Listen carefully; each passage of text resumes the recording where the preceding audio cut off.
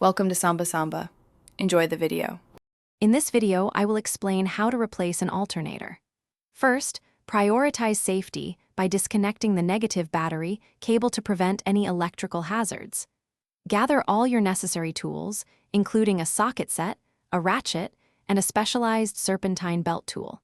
Make sure the engine has completely cooled down before you start working. Always wear safety glasses and gloves to protect yourself during the entire repair.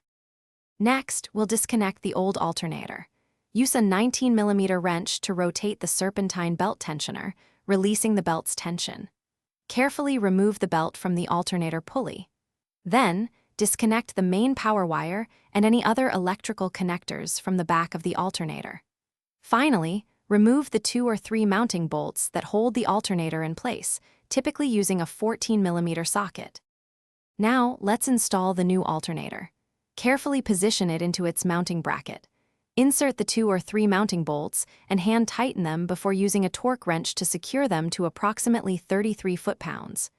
Reconnect the main power wire, tightening it to about 8 foot-pounds, and attach all other electrical connectors. Double-check that every connection is firm and correctly seated. For our final steps, carefully route the serpentine belt back onto all the pulleys, ensuring it's correctly aligned. Reconnect the negative battery terminal, tightening it securely.